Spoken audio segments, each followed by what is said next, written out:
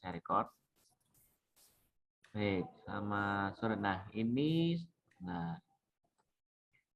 saya share screen ya. Timeline kita, nah ini timeline kita itu kelihatan nggak? Timeline kita ini kan sudah pertemuan sampai 11 dengan praktisi termasuk bagaimana berkenalan dan sebagainya. Hari ini bersama Bu Yaya kita masih bersama, itu kita akan berkenalan terkait dengan assessment yang nanti intinya fungsinya itu lebih ke kita belajar terkait dengan khusus klinis. Mungkin kalau dengan Bu Yaya itu kan belajarnya wawancara observasi secara umum.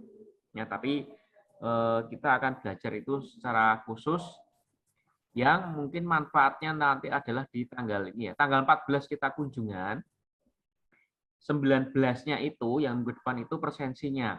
Ya, jadi nggak kuliah. Nah, lalu setelah itu ujiannya saya ya Januari aja. Harusnya kan ujiannya ini 26 Desember. Cuman kita Januari aja. Mungkin di tanggal berapa? Tanggal 5 Januari mungkin.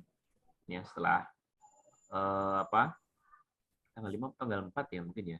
Kalau Desember itu 31 jatuhnya tanggal Sabtu ya. Sabtu ya tanggal 2 nanti berarti. Tahun baru langsung UAS. Gitu. Untuk kunjungan kemarin ada laporan. Nah, ini masih 2 menit, kita mulai 17.15 sambil menunggu teman-teman yang lain. Untuk kunjungan kemarin ada laporan bahwa surat itu kan ada revisi ya. Kemarin karena tulisannya KKL maka diminta bayar. Lah ini surat sudah direvisi untuk tulisannya kunjungan, maka semoga bisa dinego nanti mungkin bisa tidak bayar. Ya harapannya tidak bayar karena kemarin juga kita nggak bayar ya waktu itu. Hanya ganti bensin sama fee untuk kru. Nah, kalau kru ya fee untuk kru ya itu kan begitu. Cuman kemarin ini juga mungkin saya dibilangin kalau misalkan ada surat tugas, ya mungkin kita fee-nya juga nggak harus penuh gitu ya. Nanti coba dicek aja hasilnya gimana. Tapi intinya semoga bisnya nggak bayar, itu yang penting di situ. Sehingga beban kita juga lebih ringan, bisa diatur. Nanti diatur sendiri.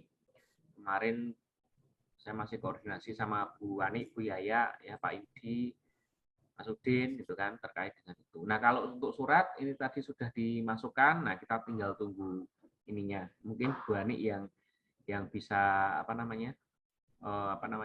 ngecek itu. Ya Bu Ani. Iya Pak, tadi barusan masuk Pak. Ya, nanti dicek. Katanya sih Mbak Wulan yang akan ini. Iya. Nanti kita bisa itu. Nah, ya ini timeline kita.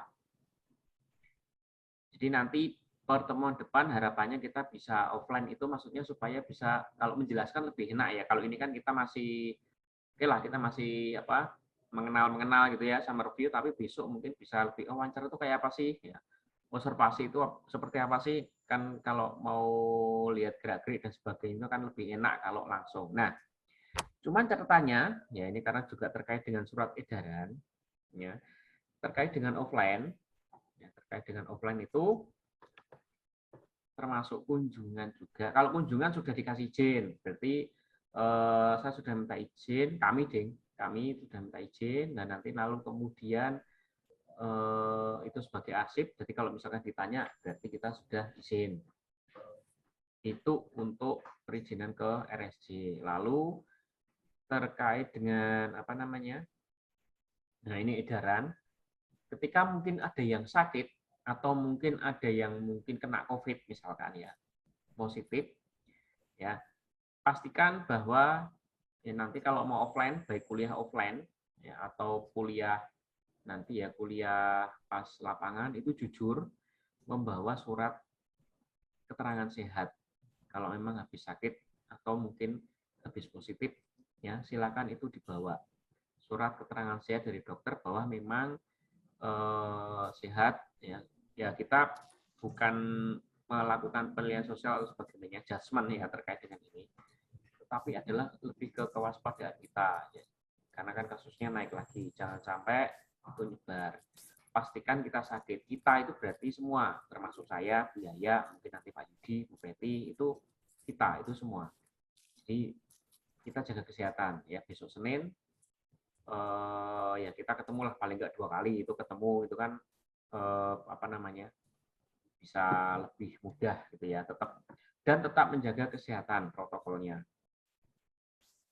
Itu pesan kami ya, untuk kita semua ya, terkait dengan kuliah offline, terutama juga terkait kuliah lapangan. Gitu. Maka ini juga masih offline untuk antisipasi hal tersebut. Ya, karena ternyata ada mahasiswa yang katakanlah memang positif. Nah, itu kalau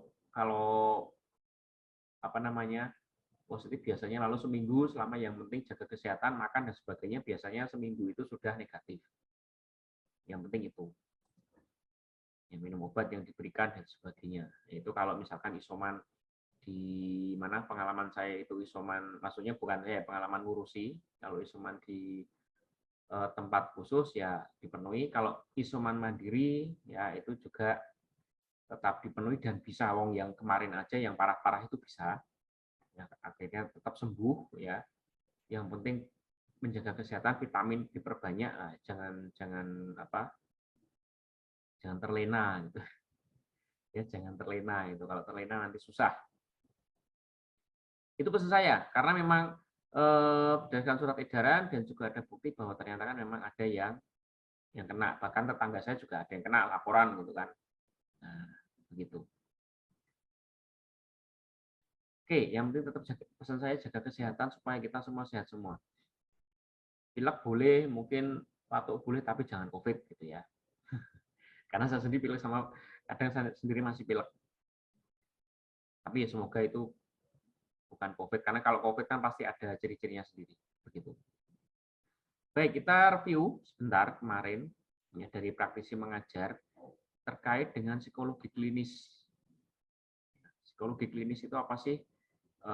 Psikologi klinis itu intinya adalah kita mempelajari terkait dengan ya, termasuk di sini ya, kalau disampaikan Bu Made kemarin adalah penelitian, pengajaran dan pelayanan. Kaitannya intinya adalah bagaimana kita menanggulangi masalah penyimpangan.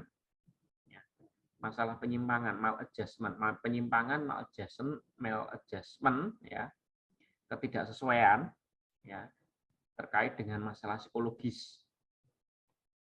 Nah, itu bahasanya di klinis. Ya, kemarin kalau di Bu Made itu kan gangguannya ada bermacam-macam ya.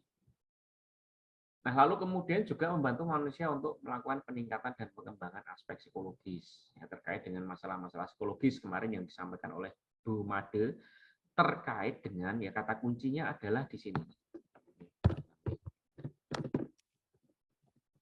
Mental, silakan nanti dibaca lagi slide dari Bu Made terkait kesehatan mental. Nah, ini review lagi. Nah, lalu kemudian terkait dengan siapa sih yang disebut dengan psikolog klinis?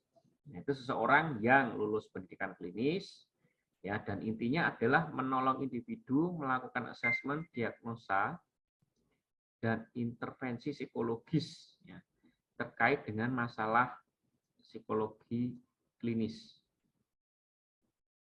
Ya, ini kalau bahasa klinis memang ada promotif, preventif, kuratif, rehabilitatif, ya, paliatif, itu silakan dicek lagi di mana, di slide di Bu Made itu ada. Tapi intinya kita sebagai seorang yang belajar klinis itu belajar untuk ya melakukan assessment, diagnosa dan intervensi. Artinya ya, assessment, diagnosa dan intervensi. Nah, intervensi itu mungkin kita nggak sampai ini ya, nggak sampai diagnosa dan intervensi untuk kuliah klinis. Ya. Tapi ini akan dilanjutkan nanti di kuliah psikopatologi dan intervensi dan juga psikoterapi. Ya, kalau mau mengenal berbagai macam gangguan, ya kalau yang kuliah wajibnya itu yang di sini itu adalah di materi terkait dengan klinis, ya itu ada di mata kuliah wajibnya itu nanti psikopatologi intervensi dan juga psikoterapi. Nah, kalau terkait mungkin gangguan yang lain, ya mungkin untuk yang bukan dewasa misalkan itu bisa nanti kalau tertarik itu ambilnya di PABK, psikologi anak berkebutuhan khusus, dan juga MKP yaitu psikologi forensik. Itu masih masuk kaitannya dengan klinis kalau mau nanti mengembangkan keilmuan ya. Kalau saya pengen kok tertarik dengan klinis ya. Kalau MKP-nya kalau menambah terkait dengan klinis ambil 2 itu. Kalau tertarik dengan anak-anak ya ambil PABK. Kalau tertarik dengan masalah yuk katakanlah klinis yang agak kemarin diceritakan Bu Made itu terkait dengan forensik, ya silakan ambil MKP yang forensik. Tapi yang pasti untuk mata wajibnya itu adalah besok nanti ada psikopatologi dan intervensi dan juga psikoterapi. Psikoterapi itu adalah terapi terkait dengan psikologi. Beda dengan konseling ya. Nah, bedanya apa? Nah, itu nanti pas di mata kuliah wajib. Itu. Jadi kita belajar itu di sini. Nah, kita mungkin kalau di klinis ini masih mengenal dulu ya. Intinya mengenal masalah kaitannya penyimpangan ya. Tadi kemarin sudah dijelaskan sedikit tentang gangguan, assessment, apa bukan assessment ya, assessment sebentar lah. Ini kita detailkan assessment. Terus ya terkait dengan kesehatan mental utamanya. Nah, mungkin ini kita sampai assessment dulu. Nah, baru besok ya setelah semester 6, 7 itu ke mata kuliah yang lebih khusus. Nah, ini pengetahuan dan kompetensi yang harus dimiliki. Yang utamanya adalah kita harus, ya ini yang pertama malah ya, assessment, observasi, wawancara, tes psikologi. Maka di semester 4 ini kan itu diutamakan ya. Ada mata wajib yaitu observasi dan wawancara. Tes psikologi itu kita mulai kenal sedikit-sedikit ya, nanti lalu kemudian ada kenal tes non proyeksi, ada tes proyeksi. Nah, itu juga terkait dengan pengukuran dan sebagainya, itu terkait dengan proses assessment. Itu. Kalau dalam tahap klinis ini kita sampai di sini dulu. Analisa, hasil assessment, penegakan diagnosis, intervensi lah itu nanti dikenalkan. Ya dikenalkan tapi lebih supaya tahu aja ya, supaya tahu. Nah, kalau tertarik di sini terkait dengan klinis silakan nanti kuliahnya di profesi yang ambilnya klinis ya. Entah klinis dewasa atau klinis anak. Kalau di Unika ada 2, klinis dewasa atau klinis anak. Jadi pilihannya 2 untuk mayor. Mayor itu peminatan yang paling besar. Kalau yang di UGM atau mungkin di UI atau mana itu klinis itu umum lebih sifatnya dewasa dan anak itu dipelajari jadi satu. Kalau profesi nanti latihannya itu tidak hanya ya hampir sama tapi lebih menjurus ke klinis ya. Kita benar-benar nanti latihan assessment, magang, ya pegang kasus lah itu. Ya seperti yang disampaikan Bu Madi. Nah, ini tujuan pembelajaran kita ya intinya ini ya. Kita mengenal tentang konsep ya sehat dan sakit ya. Konsep tentang gangguan kesehatan mental ya. Bagaimana orang kok bisa terkena gangguan, bagaimana kok orang bisa disebut abnormal gitu kan. Terus kita juga di sini kemarin sudah disampaikan Bu Made itu adalah bagaimana menggunakan pedoman diagnosis. Manfaatnya apa? Kemarin kan Bu Made itu kayaknya saya nggak ikut ya, tapi kalau saya lihat itu ada BPDGJ dan DSM. Nah, itu adalah pedoman yang tetap dipegang. Kalau kita mau melakukan analisis atau diagnosis ya kepada orang yang punya masalah gangguan jiwa. Ya, kemarin, nah ini definisi gangguan psikologis.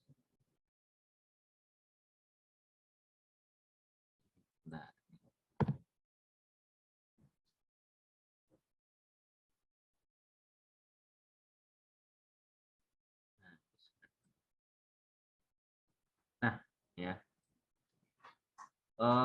Kalau yang ya gangguan psikologis ya itu adalah perilaku yang abnormal. Nanti kita cek ya di bawah itu saya ada slide ya perilaku normal abnormal itu kayak gimana. Bagaimana orang bisa disebut abnormal atau bergangguan. Bedanya mungkin dengan maladjustment apa ya. Kemarin sudah dijelaskan Bu Made kaitannya dengan ya gangguan psikologis yang lalu kemudian arahnya di sini psikopatologi. Nah, ini nanti mata kuliah sendiri di sini. Ya, khusus kita akan kalau kemarin dikenalkan oleh Bu Made beberapa macam gangguan, nanti kita akan di kuliah ini kita juga akan mengenal beberapa khusus gangguan. Ya sesuai dengan kalau saya itu dengan DSM-5. Tuh, supaya tahu. Alasannya supaya tahu supaya nanti kita bisa membedakan. Supaya nanti kita bisa mengenal orang yang mungkin ya ini kalau ini kan bagaimana orang mungkin terlihat senyum padahal dia ada masalah, atau ketika sudah terlanjur bermasalah seperti ini, mengalami mungkin situasi yang seperti ini ya berat. Nah, ini kita bisa mengenali, paling tidak kita mengenali, lalu kemudian kalau perlu kemarin sampaikan Bu Made apa yang bisa kita lakukan kalau sebagai mahasiswa ya misalkan belum sebagai katakanlah belum psikolog lah itu PFA itu kan kemarin. Nah, PFA itu sebagai langkah penanganan awal supaya orang tidak terlalu jauh. Kalaupun misalkan sudah terlalu jauh ya bagaimana kita menyarankan nanti ke psikolog atau psikiater kan gitu. Nah, ini definisinya bisa dibaca.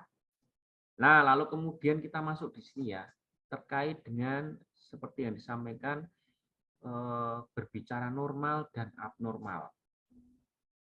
Ini akan saya detailkan di sini. Ini masuknya nanti adalah di assessment ya, normal dan abnormal. Kalau kita bicara normal dan abnormal, itu kaitannya juga bicara tentang penyesuaian diri atau di sini disampaikan itu maladjustment. Nah, masalah maladjustment, penyimpangan. Apa itu abnormal?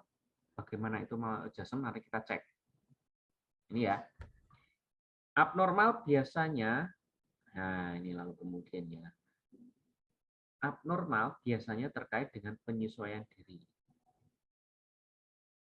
Kalau penyimpangan itu mungkin kalau tadi mungkin lebih ke, nah ini tahapannya ya. Kalau yang tadi disampaikan penyimpangan maladjusted. Nah, mungkin kita bisa cek di sini ya. Apa yang dimaksud normal abnormal? Apakah ada bedanya antara abnormal dan maladjustment ya? Atau tidak bisa menyesuaikan diri? Kita bisa lihat di sini. Normal abnormal. Normal abnormal itu menyangkut derajat ketidakmampuan individu dalam penyelesaian diri serta kualitas penyesuaian dirinya. Kita bisa mengatakan itu situasi normal abnormal itu menyangkut menyesuaikan kaitannya dengan penyesuaian diri ya.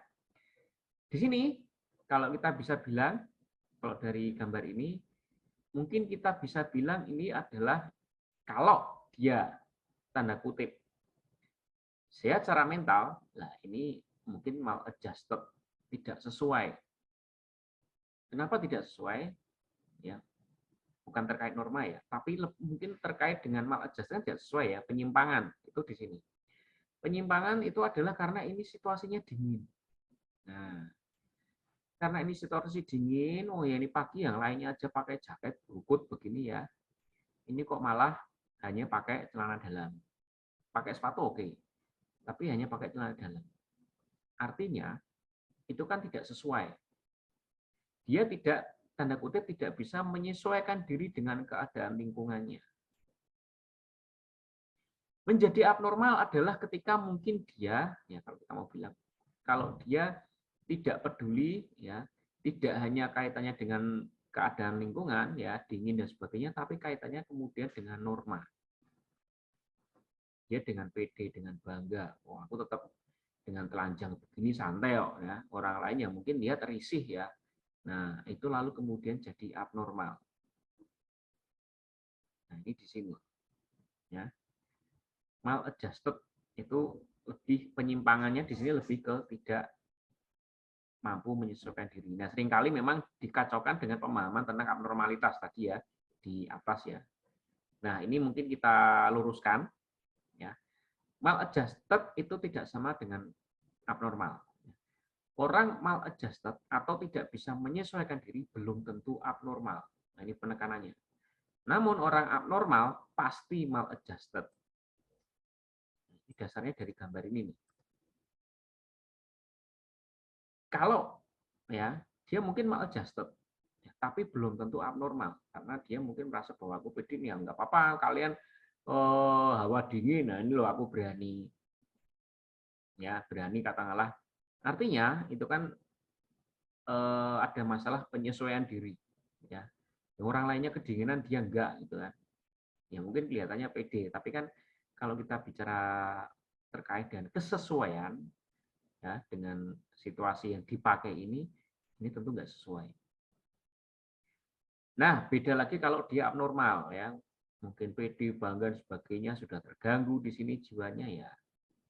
Pasti dia tidak bisa menyesuaikan diri. Dia tidak tahu tempatnya menempatkan diri di jalan umum ya. Di mana ketika orang berpakaian dengan rapat, ya dia malah telanjang seperti ini, setengah telanjang.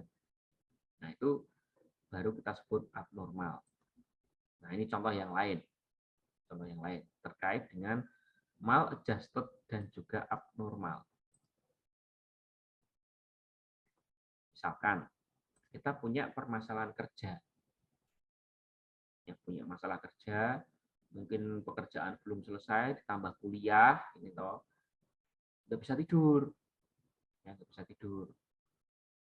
Nah itu artinya kita ada masalah penyesuaian diri, maladjusted, penyimpangannya maladjusted di situ.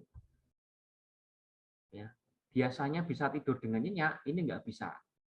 Karena apa? Ternyata saya ada masalah pekerjaan dan tugas kuliah yang belum diselesaikan. Nah, kalau kemudian masalah kuliah sama tugas itu sudah selesai dan kita bisa tidur nyenyak, ya situasi ini selesai. Akan jadi masalah ketika misalkan gangguan ini ya, gangguan ini ternyata berlanjut. Masalah sudah selesai. Masalah sudah selesai. Tugas sudah saya selesaikan, rampung. Kuliah juga sudah selesai, sudah kumpul, beres gitu kan. Nilainya juga bagus. Tapi kok berlanjut, padahal masalah sudah selesai nih. Kita harusnya bisa tidur tenang. Nah, itu baru kita ya, tahapan selanjutnya adalah abnormal. Jadi mungkin kita perlu cek ya situasi psikologi di sini. Perlu cek psikologi, situasi yang katakanlah aku tuh ada apa sih? Gitu. Contoh lain misalkan, ada seseorang yang gampang marah meski situasinya yang menyebabkan itu sepele, nggak dijemput misalkan. Nah, ini yang pacaran nih biasanya. Nggak dijemput sih marah, ngamuk gitu kan. Telat 5 menit aja ngamuk gitu kan. Nah, ini kita bisa bilang itu mungkin enggak, jangan telat 5 menit. Telat seperempat jam, setengah jam lah itu ngamuk dan itu wajar. Dan ternyata terkait dengan ternyata kurang tidur. Menjadi tidak normal atau abnormal adalah ketika tadi yang cowok jemputnya kan setengah jam, 15 menit misalkan. Marah-marah itu kan wajar dengan alasan apa. Ketika cowoknya sudah tepat, cuman telat 1 menit, 2 menit gitu kan. Cuman telat 5 menit itu ternyata masih marah. Marahnya malah makin gak jelas gitu kan. Artinya, kalau tadi marahnya itu ya karena masalah mungkin ada faktor lain, kurang tidur, lalu kalau beres ya mungkin sudah tidur, sudah dikasih makan, sudah dipopok gitu kan. Nah, terus besok jemputnya saya nggak telat ya, nah, ternyata memang benar jemputnya nggak telat, tepat gitu ya. Oke, nggak usah marah gitu kan. Tapi ternyata ketika sudah semua ini sudah masalah sudah selesai, sudah diusahakan dilakukan sesuatu yang katakanlah diusahakan ya cowoknya itu, misalkan nih cewek ya, diusahakan tepat waktu dan sebagainya. Kok ternyata masih marah, bahkan cuma telat 2 menit aja. Ya, 2 menit itu, wah marahnya bukan main. Nggak jelas, disertai tindakan agresif dan destruktif, nah ini baru menjadi nggak normal. Karena apa? Loh, aku tuh sudah jemput jam yang sesuai kok kamu marah, malah marahmu kok malah mukulin aku gitu kan. Ini kan lalu menjadi bahaya. Nah, bahaya itu artinya bagi yang jemput, bagi yang katakanlah orang lain kan terdampak, nggak enak. Nah, nggak cuma tidak sesuai lagi, ini lalu kemudian masalahnya jadi tidak normal. Dan nggak cuma terjadi sekali, 2 kali, 3 kali, loh ini ada apa lah? Oh kamu harus coba kamu tak bawa ke psikolog nih, kamu harus cerita harus apa ini, ada masalah apa, kamu harus cek. Nah itu kalau pacarnya peduli ya, kalau yang nggak peduli biasa langsung putus aja lah, tambah stres, mungkin bukan stres ya, ketambahan sama stres diputus, wah makin nggak normal perilakunya, kan gitu. Temannya diamuk, orang tuanya diamuk, nah nggak jelas, nah itu situasi di situ. Itu nggak normal. Nah, ini ya, kita cek di sini. Definisi abnormal itu seperti apa? Abnormal itu adalah ketika bahwa sesuatu itu melawan norma atau standar sosial di mana individu itu hidup. Ini paling gampang. Ya, nggak normal, dijemput nggak, ya cuma telat 2 menit, ya 3 menit, 1 menit, 3 menit misalkan. 3 menit itu jalan dari Bang Jo Supriyadi sampai USM gitu kan. Ya karena kena Bang Jo. Standarnya nggak masalah cuma 3 menit. Tapi kok malah jadi sesuatu yang apa nggak nyaman gitu. Jadi apa? Jadi nggak jelas itu. Ya. Atau mungkin kasus ya mungkin bahkan sampai membahayakan ya Gojek Gojek atau apa itu aplikasi ojol mungkin Gojek atau apa yang di berita itu ya menganiaya binaraga wanita itu di Bandung. Itu kalau kita bilang maladjusted adalah mungkin dia marah-marah. Tapi kalau sampai dia mukul, nah itu sudah beda. Itu sudah nggak normal itu. Ya. Orang wajar marah itu ya mungkin karena dia ordernya ini dan sebagainya wajar. Nggak nemu-nemu itu kan lalu frustrasi stres gitu kan. Kamu nggak nemu lalu mungkin marah di cancel ya di cancel aja. Ya. Padahal pengakuan yang binaraga itu, yang binaragawati itu apa namanya? Ini saya berdiri di sini pakai jaket ini, tapi saya nggak nemu muter-muter. Kalau kita misalkan itu terkait dengan tidak bisa menyesuaikan diri, biasanya kita akan marah dan itu wajar, karena itu reaksi, ya reaksi ketika mungkin kaitannya dengan frustrasi. Kok orang nemu-nemu ya? Saya juga butuh duit ini gitu kan. Terus mungkin sedang diburu-buru, sedang disusu-susu gitu kan biasanya itu. Nah, menjadi tidak normal atau abnormal itu adalah ketika lalu kemudian ternyata ceritanya itu si Binaragawati itu bilang, oh iya saya cancel ya, oke. Begitu dia pesan ojek lain, ya ternyata ojek yang tadi datang, dia marah-marah. Lalu kemudian si Binaragawi masih menawarkan kompensasi. Artinya ada negosiasi, saya yang salah, ya artinya gini, si Binaragawati itu oke, saya juga salah karena mungkin di dasar bagiannya ini saya tawarkan, saya cancel. Tetapi yang terjadi si Gojek ini kan atau mungkin Gojek atau Grab itu ya yang itu mungkin sudah dikasuskan itu malah nendang gitu kan, malah nendang melakukan pemukulan. Nah itu jadi nggak normal kan, nggak sesuai. Harusnya yo marah-marah itu wajar, tapi kalau misalnya kondisinya sampai seperti itu, nah itu nggak wajar, ya nggak normal. Nah ini lalu kemudian kalau mungkin kita lihat, ya, kok bisa sih terjadi situasi abnormal seperti itu? Nah, ini kondisinya. Ya. Pertama, karena ada kondisi ketidaknyamanan subjektif. Kalau kita contoh dari yang Gojek tadi, cerita Binaraga itu mungkin karena dia ada emosional distress ya, terkait dengan perilaku pada umumnya, yang mungkin diburu ini, kaitannya dengan bintang, kaitannya dengan apa, dan sebagainya lah. Ketika tidak mampu menangani, lalu kemudian ya dia jadi nggak normal. Nggak cuma marah-marah, tapi lalu kemudian jadinya bullying. Gitu kan. Atau kalau yang ini dari film Fobia, jadi ada seorang yang takut pergi keluar rumah ya karena ada takut burung, ya takut pada burung. Ada ini fobia ini. Ini kan berarti dia ada situasi yang sangat menekan, ya emotional distress di sini. Nah ini menjadikan situasinya lalu kemudian abnormal. Abnormalnya adalah orang tuh sama burung nggak apa-apa, nggak usah takut kok ini jadi takut. Nah itu kan kaitannya dengan ini ya, melawan norma atau standar di mana orang itu hidup. Gitu. Ini yang ya kondisi yang dialami ketika orang ketika ini aja dulu kita dengarkan dulu. Oh belum.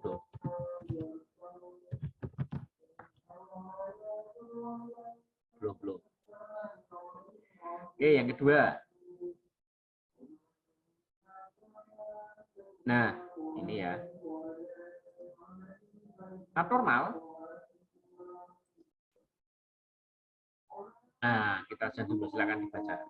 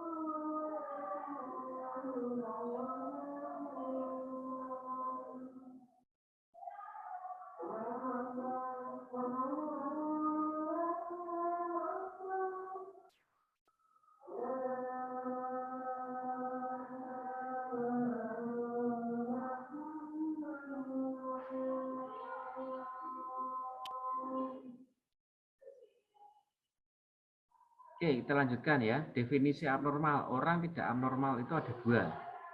Ya, dua kondisi ya yang biasa dialami. Yang pertama, ya ada kondisi ketidaknyamanan subjektif, ya pasti ada situasi di sini.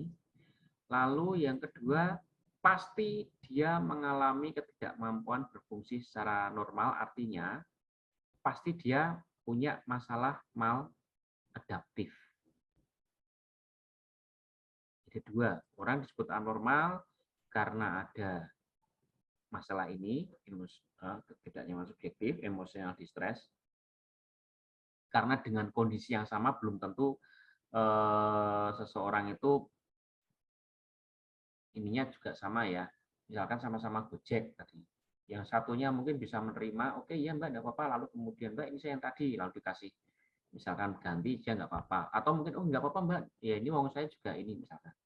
Ada yang lalu kemudian yang enggak normal itu ya tadi, ya ketika dia lalu malah melakukan kekerasan. Ya. Tapi yang jelas itu yang pertama ya. Yang kedua, ini dua kondisi harus dialami. Kalau enggak ya kita enggak bisa ini ya. Yang kedua, dia memang lalu kemudian maladjust. Ada situasi maladaptif. Ya ringkasnya, abnormalitas atau gangguan psikologi pola di mana perilaku menyebabkan seseorang itu secara signifikan ya secara pasti jelas itu mengalami stres, menyebabkan penderitaan pada dirinya atau orang lain, yang mana juga menyerang kemampuan fungsi aktivitas pada hidup hariannya. Tadi ya, penderitaan pada dirinya dan orang lain ya, malah melakukan kekerasan. Nah, itu kan fungsi fungsi aktivitas penanganan mengendalikan emosionalnya kan kurang. Itu kalau baru nggak jalan. Nah, kalau di jalan gimana? Bawa penumpang, mau pecicilan ugal-ugalan gitu misalkan, kalau kemudian hanya dipepet sithik gitu kan. Nah, itu kan bahaya. Ya, abnormal gangguan psikologi. Nah, ini ya. Bagaimana ini kaitannya kita sudah mau masuk assessment. Bagaimana kemudian kita bisa menyebut atau mendefinisikan bahwa itu perilakunya normal atau abnormal. Ya. Sebelum menentukan perilaku itu normal atau enggak, maka harus ada dua syarat atau lebih yang harus dipenuhi. Ya, harus dipenuhi. Ya, dua syarat atau lebih. Kalau cuma satu kita nggak bisa. Misalkan ini. Kalau cuma satu, tapi dia bisa menyelesaikan diri nggak masalah. Ya. Atau cuma di kondisi dua, dia satu nggak masalah, ya kita nggak bisa nyebut itu abnormal. Harus ada dua syarat atau lebih itu terpenuhi sehingga orang bisa disebut normal abnormal. Apa saja? Yang pertama, ya kita bisa cek. Ya, sebagai orang yang belajar klinis, kita bisa cek nih. Syarat supaya bisa menyebut perilakunya itu abnormal. Yang pertama, apakah perilaku itu tidak biasanya? Ya, tidak biasanya, nanti bisa cek. Apakah perilaku tidak biasanya? Orang yang mungkin, ini juga ini nggak normal ya ini ya, mungkin karena ini mengalami masalah kekerasan seksual. Ya, mungkin setelah ada situasi ini, lalu kemudian dia sedih, depresi dan sebagainya, lah itu kita bisa cek, ada apa ini, biasanya ada ceria dan sebagainya, kok jadinya kayak seperti ini misalkan. Ya. Itu yang pertama. Lalu yang kedua, apakah perilakunya melawan norma sosial? Itu yang jelas. Yang tadi disampaikan di sini ya. Norma itu ini. Apakah perilakunya itu melawan norma sosial? Biasanya norma sosial secara umum ya, baik di Indonesia ataupun di luar negeri itu ada norma yang sama tetap. Nah, apakah itu perilaku melawan norma sosial? Kemudian yang ketiga, apakah perilakunya secara signifikan menyebabkan subjektif discomfort? Nah,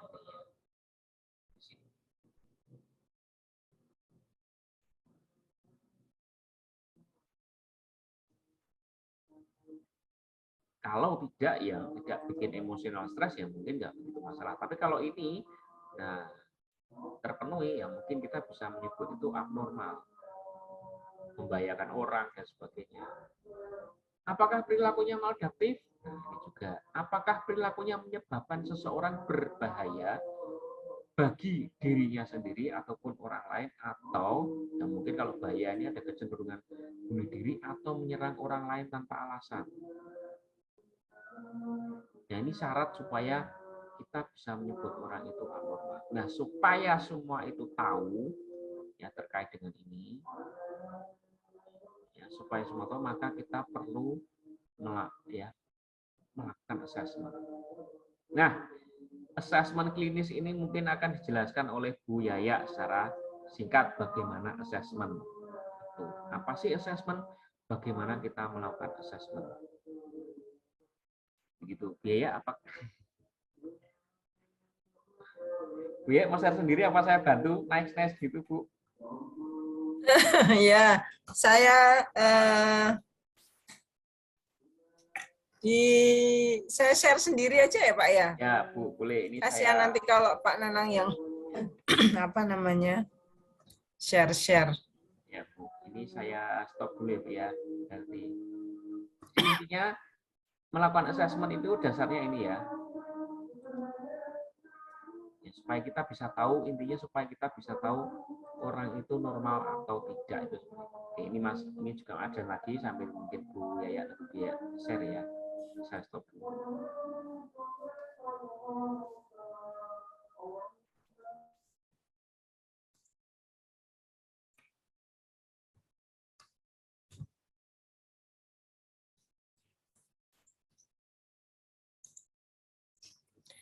Baik, teman-teman, selamat malam. Assalamualaikum warahmatullahi wabarakatuh.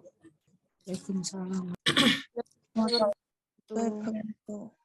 Melanjutkan yang disampaikan Pak Nanang. Ya sebenarnya Pak Nanang aja ya yang menjelaskan, saya tak ikut kuliah gitu. Tapi nggak apa-apa karena sudah diinstruksikan sama Pak Nanang untuk saya mengisi soal assessment. Maka baiklah, saya akan mencoba untuk menyampaikan secara singkat ya, karena teman-teman kalau saya lihat sih di sini sudah mengikuti assessment, baik assessment observasi maupun assessment wawancara begitu ya. Sehingga meskipun mungkin ada sedikit perbedaan, tetapi pada prinsipnya sama apa yang dibahas di assessment, wawancara, dan observasi. Nah, ini kalau kita bahasnya assessment klinis. Ya. Jadi sebenarnya, saya slideshow. Mohon maaf nanti kalau saya batuk-batuk, karena memang masih batuk saya.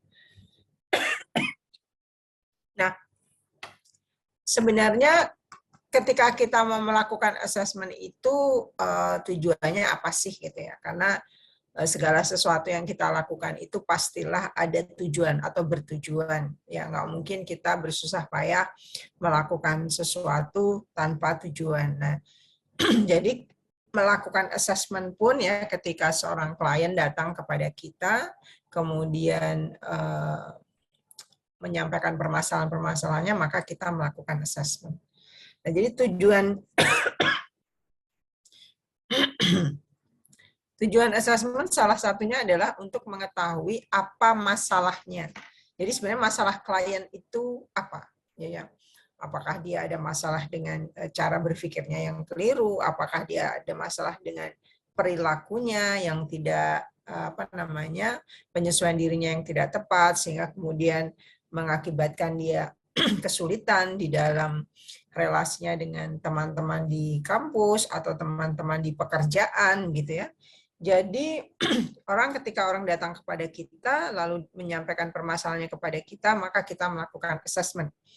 Sebenarnya kita ingin mengetahui apa masalahnya. Jadi sebenarnya problem yang dihadapi klien itu apa.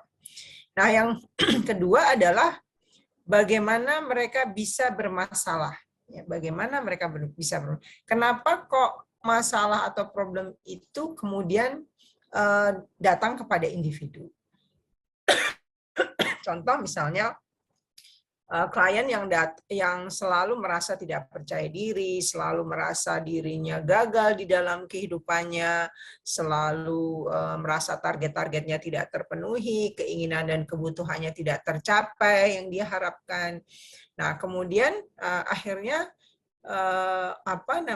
muncul statement-statement di dalam dirinya yang kemudian semua itu berbau negatif ya.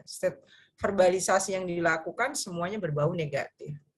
Nah, karena itu kemudian dia merasa tidak bahagia, merasa selalu cemas ketika berada di lingkungan sekitar, dia merasa tidak nyaman, selalu membandingkan dirinya dengan orang lain, selalu menganggap orang lain itu merupakan kompetitor bagi dia, sehingga kehidupannya itu tidak tenang. Ya.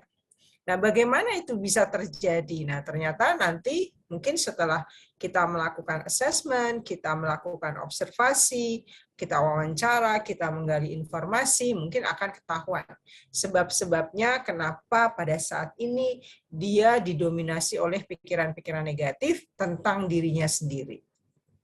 Nah, untuk bisa mencapai semua itu maka diperlukan proses ya. Proses untuk apa? Mengumpulkan informasi sebanyak-banyaknya dan sejelas-jelasnya ya. Sehingga supaya kita mendapatkan gambaran mengenai klien kita dan situasi yang menuntun pada investigasi kita pada pengambilan pemeriksaan dan pengambilan keputusan. Jadi ketika kita lakukan observasi, ketika kita lakukan wawancara, ya mungkin kita juga pakai psikotes misalnya, dan kemudian kalau ada dokumen-dokumen yang ada kita review dokumen tersebut, maka kita akan mendapatkan informasi yang sejelas-jelasnya. Nah, di dalam assessment itu biasanya sebelum kita melakukan assessment dari hasil cerita subjek, biasanya kita udah punya hipotesis. Ini kayaknya nih gangguannya di cara berpikirnya yang keliru misalnya. Nah, berarti ada problem nih di dalam dia memandang segala sesuatunya yang ada di sekeliling dia misalnya. Nah, berarti yang harus dibenahi adalah persepsinya terhadap sesuatu dan cara dia mengolah informasi-informasi tentang dunia luar di dalam dirinya. Nah, itulah yang disebut dengan assessment. Jadi ketika kita mengumpulkan data, sebentar.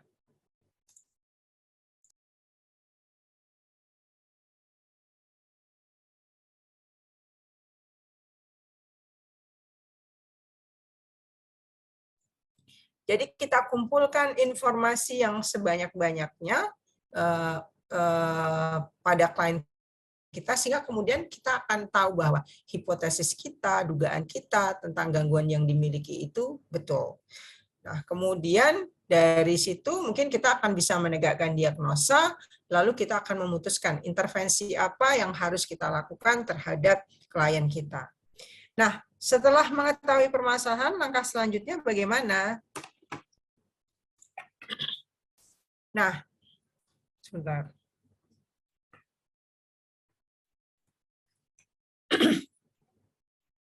Dengan kata lain, proses assessment tidak hanya melihat atau mengetahui masalah yang sudah dialami, seperti gangguan psikologis, tetapi juga mengetahui mengenai masalah abnormal seseorang terkait dengan kehidupan secara umum, misalnya stres yang berlanjut menjadi depresi. Jadi, assessment adalah sebagai langkah evaluasi program atau penanganan intervensi. Jadi pada prinsipnya, ketika kita melakukan assessment, maka kita akan bisa menegakkan diagnosa. Ya, ketika kita menegakkan diagnosa, maka kemudian kita akan bisa memutuskan intervensi apa atau program penanganan apa yang akan kita lakukan. Jadi misalnya, ini klien selalu berpikir negatif. Ini klien selalu memandang segala sesuatu sebagai sesuatu yang mengancam, sehingga kemudian dia merasa cemas. Nah, apa ya intervensi apa yang kita bisa lakukan? Nah, karena persoalannya adalah kepada cara berpikir, maka kemudian kita memutuskan yang harus diperbaiki adalah cara dia berpikir. Jadi ada rekonstruksi dari cara berpikir. Nah, terapi apa yang paling cocok? Ya berarti tetap terapi kognitif ya, kognitif perilaku yang sesuai untuk dapat mengubah cara atau pola pikirnya. Nah, nanti diharapkan ketika pola pikirnya ini sudah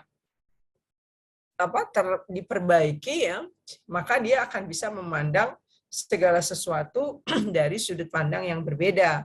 Nah, kalau dia bisa memandang segala sesuatu dengan sudut pandang yang lebih optimis, lebih positif, maka dapat diyakini bahwa nanti dia akan lebih banyak muatan-muatan positif di dalam dirinya, sehingga dia akan merasa tenang, jauh dari kecemasan, kemudian bisa jadi dia merasa lebih bersyukur, dan kemudian dia akan merasa lebih bahagia.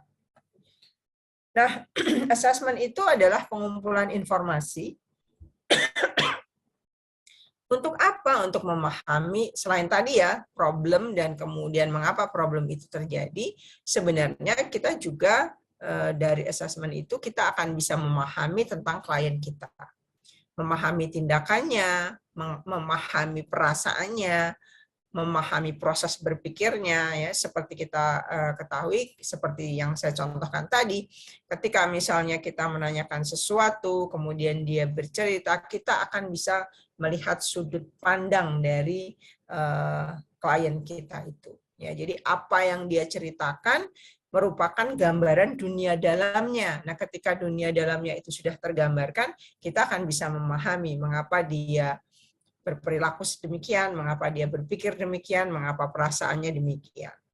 Nah, dengan itu semua, maka kita akan bisa mendapatkan gambaran secara kompleks ya individu itu dan kemana penyelidikan yang akan kita lakukan kepada individu tersebut atau klien tersebut.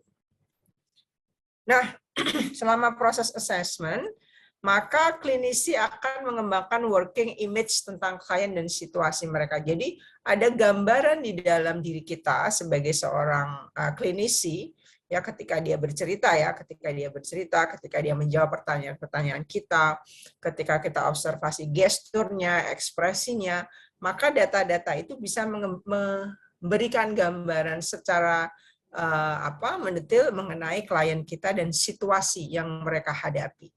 Nah, kemudian dari situ kita akan dapat mengetahui di mana yang harus kita gali, ya.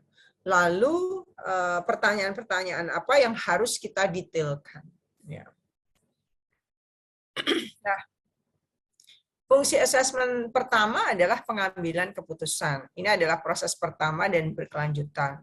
Nah, dalam proses asesmen kita harus mendapatkan informasi yang menghasilkan keputusan.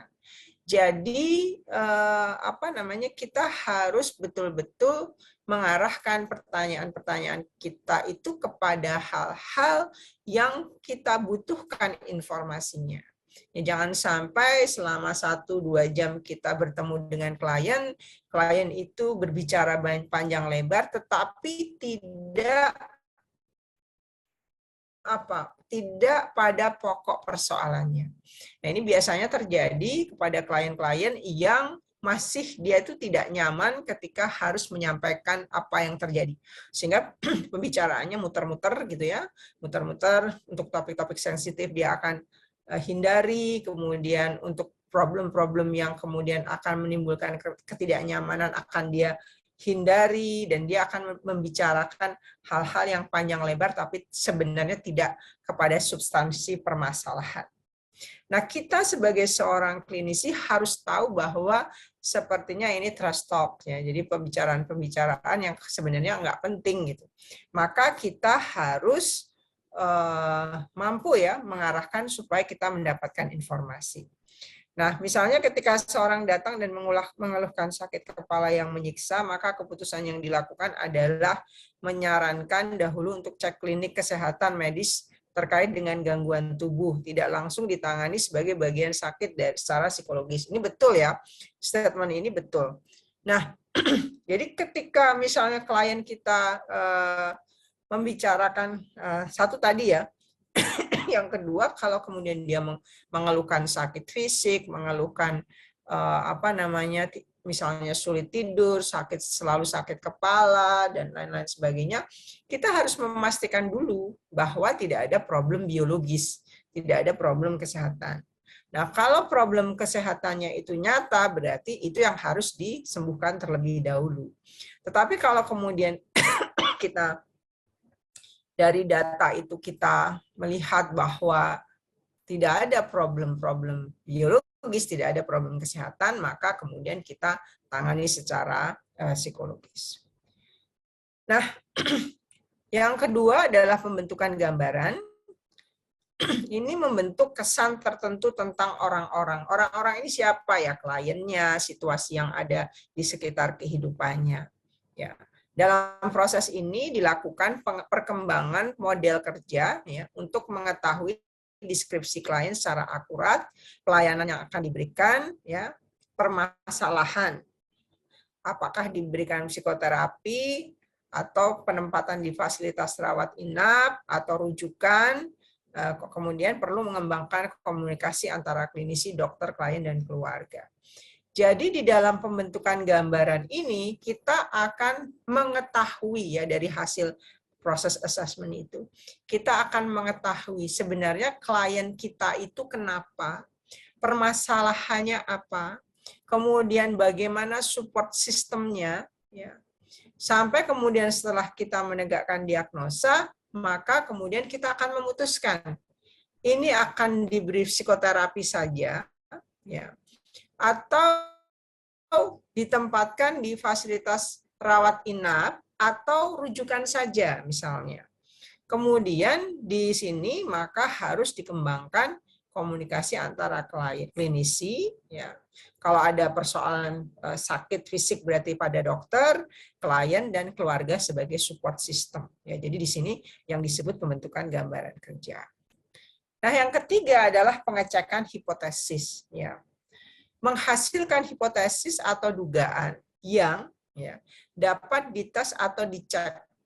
Ya, jadi di dalam proses assessment itu klinisi tidak hanya diam ya ketika dia mendapatkan informasi, maka dia akan melakukan analisis-analisis pada saat itu juga secara mungkin secara proses di kognitif dan afektifnya ya.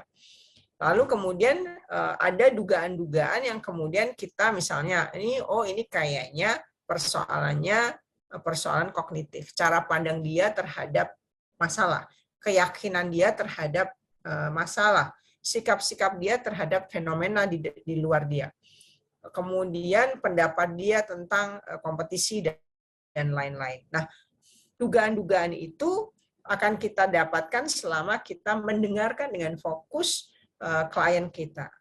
Nah, kemudian dugaan itu harus dibuktikan, ya.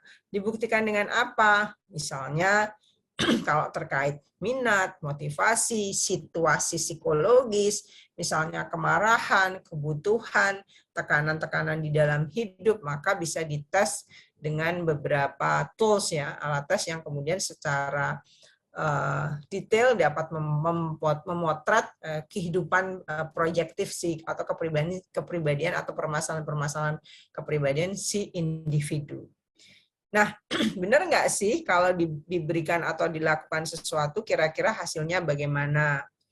Nah, kemudian hasil pengujian diagnosisnya apa?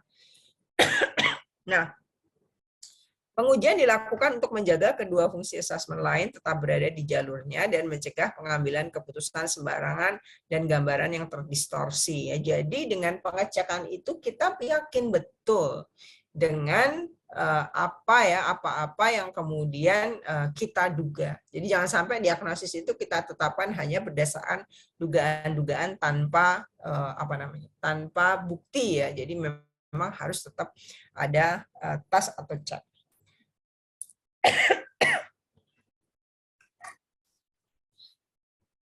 Sebentar. Nah, secara singkat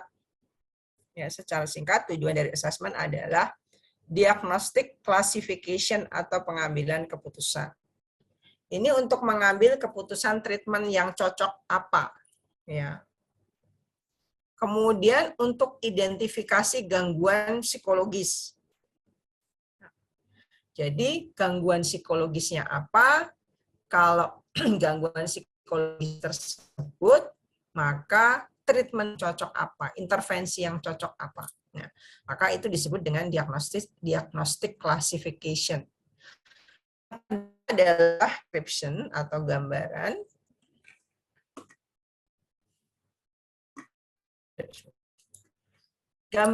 kepribadian, bagaimana interaksi individu ini dengan lingkungan. Dengan assessment klinis kita akan mendapatkan data secara jelas dan lengkap bagaimana sih interaksi individu ini dengan lingkungan.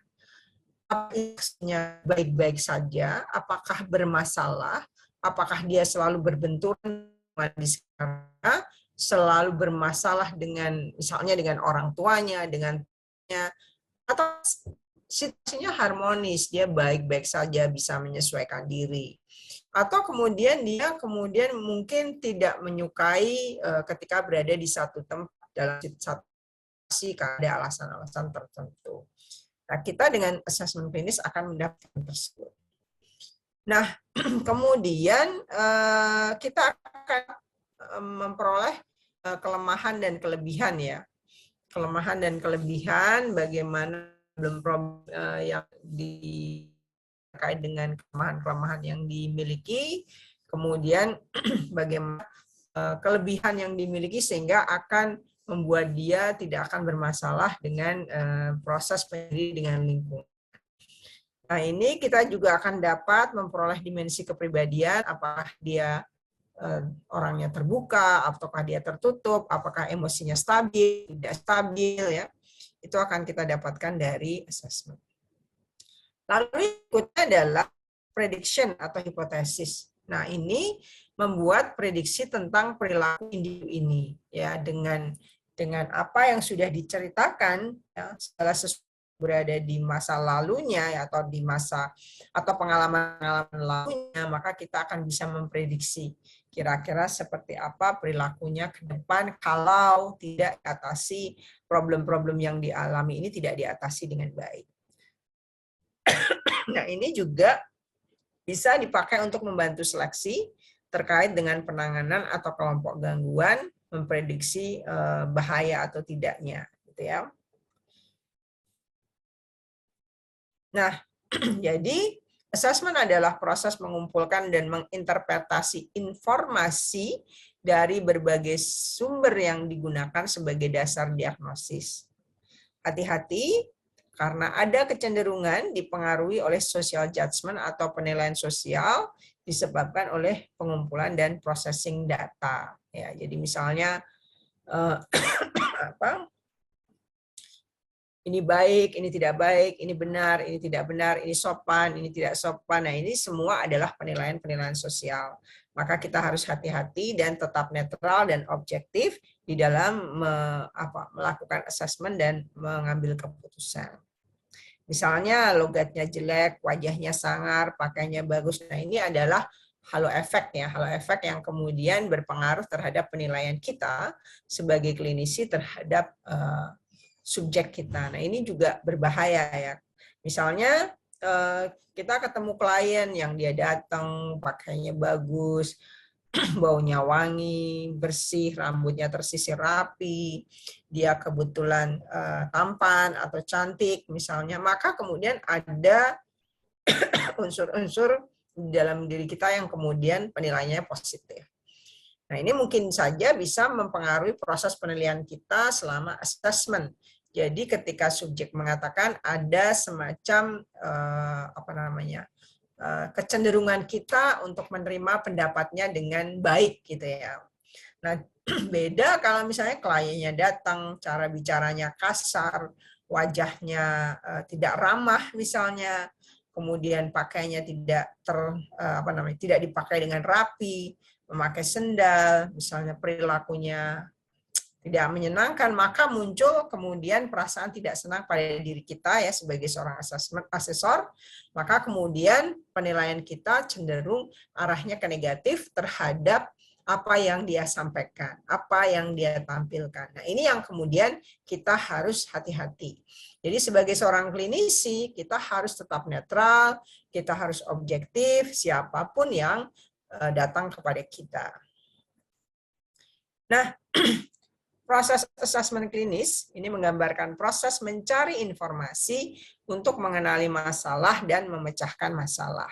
Ya, maka agar efektif, asesmen diatur dalam rangkaian yang sistematis. Pertama adalah planning data collection, collecting assessment data, processing assessment data, dan kemudian yang terakhir adalah communicating assessment data.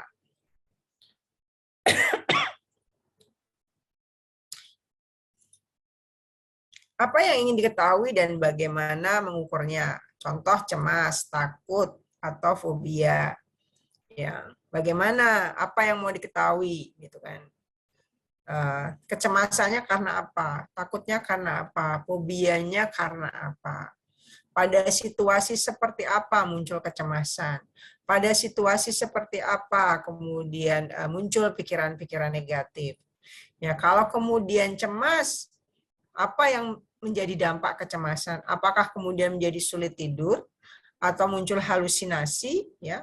Atau kemudian karena fobia terhadap sesuatu ketika berdekatan kemudian muncul panik misalnya. Nah, itu harus di asesmen itu akan digali. Nah, kemudian sejauh mana informasi dianggap cukup, ya. Informasi dianggap cukup jika misalnya tidak ada hal-hal baru yang bisa kita gali, ya. Nah, maka kemudian kalau kita sudah mendapatkan keseluruhan data, misalnya kita tahu problemnya apa, sebabnya apa, gitu ya. Kemudian bagaimana pendapat lingkungan, apakah berbeda atau tidak. Dalam hal ini keluarga ya, terhadap apa yang dinyatakan klien ya sudah. Ya. Yang kemudian rencana mengeksplorasi level assessment. Adakah hal-hal yang perlu kita eksplorasi lebih mendalam? Ya. Mungkin klien sudah menyampaikan, tetapi mungkin kita menganggap ada poin-poin penting yang perlu kita eksplorasi lebih dalam. Nah, kemudian merencanakan aspek-aspek yang akan diungkap, ya. Misalnya dengan case study guide, identitas, riwayat gangguan, latar belakang keluarga, ya, dan sebagainya. Jadi ini harus diketahui, ya. Collecting data assessment, collecting assessment data, ya, pelaksanaan dari planning for assessment. Data apa yang ingin diketahui, bagaimana cara kita mendapatkannya, ya, apa yang harus kita lakukan. Nah, ini penting ya.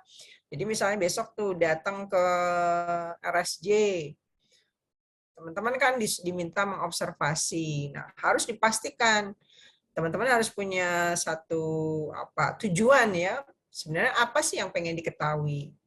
Lalu kalau saya pengen mengetahui sesuatu, apa yang harus saya lakukan? Apakah saya boleh bertanya langsung pada klien misalnya? Atau enggak boleh? Atau misalnya kita bolehnya bertanya kepada pendampingnya klien misalnya. Boleh enggak kita lihat data dokumentasinya atau data review arsipnya? Ada yang beberapa memperbolehkan, ada yang tidak. Ya. Misalnya kita pengen tahu bagaimana perilaku dari klien di sana, ya. Kita caranya bagaimana? Oh, lakukan observasi. Observasi saja tidak cukup. Kita perlu menanyakan. Tapi mungkin kita agak kesulitan kalau menanyakan kepada klien. Berarti kita tanyakan kepada orang-orang yang tahu klien, ya, tentang observasi kita ini sesuai nggak dengan apa yang disampaikan oleh pendampingnya atau perawatnya misalnya. Misalnya interview, apakah di sana boleh menginterview? Sebagian boleh, ya, tergantung nanti pasiennya. Ya. Kemudian tes, ya, kalau ini skip ya, mungkin kita bisa dapat data-data dokumentasi aja gitu. Nah, kemudian observasi, dengan mengobservasi live records atau rekam jejak kehidupan. Nah, kalau kita tidak di RSJ, misalnya kita klinisi, kita pengen memperoleh data tentang klien kita, yaitu 4 asal sumber data assessment ini. Interview, kemudian psikotes, kemudian observasi, dan live records. Lalu processing data assessment. Menentukan data apa yang berarti. Apakah data wawancara, apakah observasi, atau tes psikologi, atau ketiga-tiganya. Mana nih yang yang datanya paling bisa kita percaya? Atau mungkin ketiganya akan melengkapi satu sama lain, ya. Misalnya kalau tes itu kan masih gambaran proses mental yang ada di dalam diri klien, ya. Itu perlu kita lihat dalam perwujudannya dengan observasi, dan perlu kita gali pertanyaan-pertanyaan yang kita peroleh dari tes psikologis itu dengan cara mewawancara. Jadi ketiga metode ini bisa jadi harus kita pakai ke semuanya, dan datanya menjadi satu kesatuan data yang bisa kita pakai semuanya. Nah, yang berikutnya adalah transformasi data kasar ke interpretasi. Nah, pada bagian ini kita membaca data dan mengolah. Ya, kita membaca data dan mengolah. Ya. Misalnya EQ 130, ya. Observasinya sering tantrum. Wawancaranya hasilnya individu ini dimanja. Sebentar, teman-teman.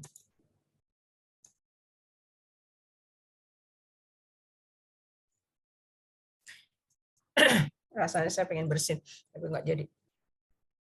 Nah, apa yang bisa diinterpretasi? Ya. Nah, itu yang kemudian digabung, ya. Kemudian mengkombinasikan antar data, hasil psikotes, dan penilaian subjektif. Ya. Kalau hasil psikotes itu kan hasil objektif, ya. Nah, plus penilaian subjektif kita sebagai klinisi yang kita pakai untuk memprediksi perilaku. Perilaku bertambah atau perilaku berkurang, ya. Nah, ini nanti kita pakai untuk mengkombinasikan data. Nah, kemudian yang terakhir adalah communicating assessment data. Nah, data harus dapat dikomunikasikan, maka dibuat laporan assessment yang komunikatif. Kenapa harus komunikatif? Ya, karena yang akan kita beri adalah orang secara awam, ya, masyarakat secara umum, ya, maka harus menggunakan bahasa asesmen yang komunikatif yang bisa dipahami oleh klien maupun keluarga. Jelas, bahasa yang digunakan adalah bahasa yang sederhana, ya, yang sederhana, diusahakan menjauhkan dari istilah-istilah yang asing, yang sulit, begitu, ya. Gunakan bahasa yang sederhana, yang lugas, yang sesuai dengan hasil, tanpa mengurangi, tanpa melebihkan, tanpa mengindah-indahkan, gitu, ya, tidak usah diindah-indahkan. Kemudian relevan dengan tujuan, ya, tujuan pemeriksaannya apa, maka harus disampaikan bahasa tersebut untuk menjawab dari tujuan. Tidak over generality, tidak melebar kemana-mana, disesuaikan dengan hasil tesnya. Ya, jadi tidak berlebih-lebihan, tapi juga tidak kurang, tidak kemudian misalnya dia psikotes aja untuk intelijensi, ya tidak usah kemudian memprediksi minat, bakat, karena tidak melakukan tes itu misalnya. Jadi harus disesuaikan dengan hasil tesnya saja. Contoh, cek EQ. Cek tingkat kecemasan misalnya. Nah, ini misalnya contoh ya. Keluhan orang tua belum bicara. Jika bertemu orang lain, orang asing, kecenderungannya akan menjadi takut. Namun jika sudah kenal atau mungkin suka, maka reaksi takutnya minim, ya. Tidak takut, biasa-biasa saja, ya. Nah, kemudian tidak peduli dengan kehadiran orang lain, dengan kata lain asik dengan dirinya sendiri. Ya.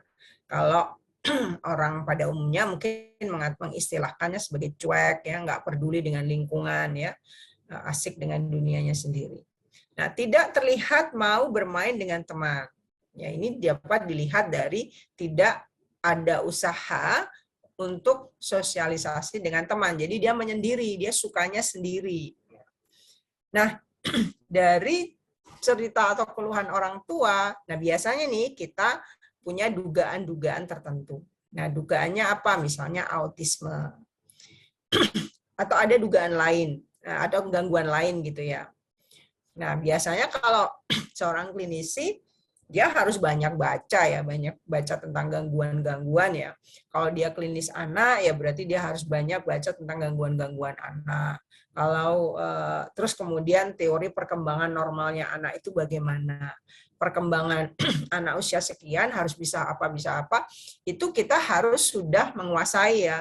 Jadi ketika orang tua datang mengeluh, kita sudah muncul dugaan-dugaan di dalam diri kita.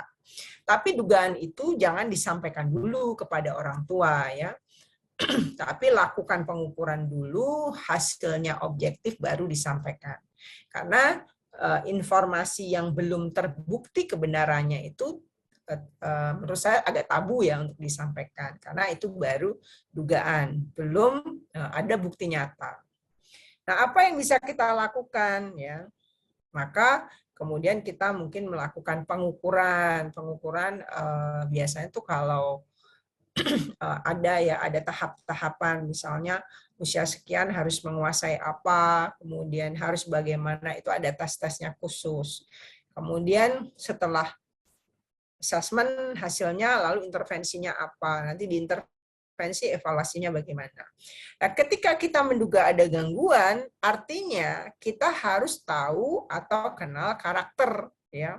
Dari apa? Dari gangguan tersebut. Maka seperti tadi Bu Ya katakan, kita sebagai klinisi kita harus banyak membaca, banyak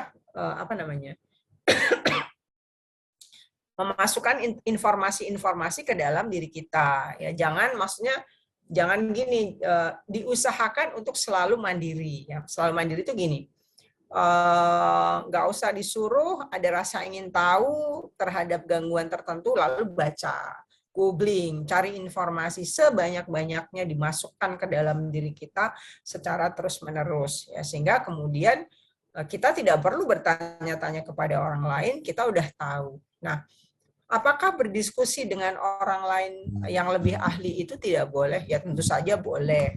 Tetapi kita perlu untuk menguasai dulu ya sebelum kita berdiskusi. Jadi informasi-informasinya kita kuasai dulu, kita banyak baca mengenai abnormalitas, psikologi abnormal, psikologi klinis, PPDGJ, DSM. Nah, itu macam-macam ya. Kemudian dari situ nanti kita akan tahu atau memiliki dugaan-dugaan terhadap gangguan tertentu. Ya, ternyata materinya sudah habis. Terima kasih teman-teman atas perhatiannya. Ini saya kembalikan ke Pak Nanang lagi untuk pertanyaan-pertanyaan. Ya, Bu. Ini waktunya tinggal berapa menit nih, Pak? 1 menit nih, mungkin 1 pertanyaan. Atau mungkin saya menambahkan dari Bu Yaya tadi. Ya, monggo Pak Nanang, silakan. Terkait dengan penilaian sosial, terkait dengan jangan diskusi dulu. Ya, sebelum kita periksa, sebelum assessment, itu adalah terkait dengan labeling. Jangan sampai ya kalau kita nggak tepat jadi labeling diagnosis itu, yang kasihan adalah kliennya, ya subjeknya, yang harusnya mungkin misalkan gini, paling gampang nih Bu Yaya kan batuk nih. Nah, kalau kita ngawur nggak selesai, wah ini kayaknya Bu Yaya COVID nih misalkan. Nah, itu kan kalau kita ngomong aja COVID, padahal nggak, cuman batuk aja. Nah, itu kan sudah sesuatu yang berbeda, ya. Lalu kemudian bisa terjadi salah penanganan. Oh iya Bu Yaya COVID, dikasih obat anti COVID dan sebagainya. Nah, padahal nggak cuman batuk. Nah, bahaya bahwa kalau memang kita tanpa pemeriksaan yang tepat, yang ini kalau paling gampang ya tadi Bu Yaya mungkin batuk itu, ketika lalu dikasih obatnya juga nggak tepat malah Bu Yaya makin sakit parah, sakitnya tambah gitu kan, ya batuknya nambah, mungkin batuknya sembuh tapi keluar penyakit lain. Tapi kalau misalkan itu tepat, oh iya ini Bu Yaya nggak COVID kok, ini batuk aja ringan. Bu Yaya mungkin capek, maka Bu Yaya harus istirahat ya. Ketika kita sudah tepat, assessment penanganannya. Oh ya, Bu Yaya harus istirahat nih. Mungkin Bu Yaya harus pijet nih misalkan. Benar ya. Tambah minum obat vitamin, misalkan obat batuk. Nah, tepat, kalau tepat sembuh. Nah, ketika sudah sembuh dalam artian dicek, evaluasi. Benar nggak? Oh iya, saya memang kecapean nih, memang saya belum istirahat. Setelah dipijat misalkan ya, itu ternyata memang sudah enakan badan saya, dan saya seger lagi, dengan istirahat cukup. Artinya, itu kan walaupun kan tanda kutip hanya sekedar batuk, itu kan yang disampaikan dia, itu sama dengan kondisi psikologis. Jadi kalau kita tadi sampaikan Bu Yaya nggak tepat, ya maka itu harus dikuatkan di situ. Bisa jadi salah nanti. Hanya kan diagnosisnya harus benar-benar, itu fungsi assessment itu di situ. Nah, assessment itu ada, kalau yang kita ini ada tiga besar ya, ada observasi, wawancara, dan juga tes. Tergantung nanti pemakaiannya gimana, seperti yang disampaikan Bu Yaya. Begitu, itu tambahan dari saya. Atau begitu Bu Yaya, atau mungkin ada tambahan, atau mungkin ada pertanyaan. Sampun Pak Nanang. Satu orang mungkin ada pertanyaan.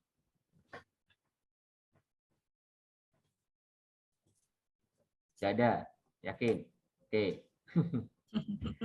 Kalau nggak ada, ya silakan, itu tadi dipahami ya terkait dengan assessment. Intinya pentingnya assessment di situ. Ya. Di materi ini setelah kita, ya ini kata pengantar ya, penutup itu adalah intinya assessment itu di situ. Jadi supaya kita tahu apakah itu normal atau tidak, maka kita harus assessment ya terkait dengan klinis. Nah, assessment itu harus benar-benar kita lakukan. Artinya tidak hanya untuk saat kuliah, nanti saat kita mungkin ya kita mungkin sudah kenal apa, sudah tahu karakter sebagainya. Ketika kita di luar hidup sama orang bareng-bareng, kita jadi tahu oh ini normal, ini enggak ya.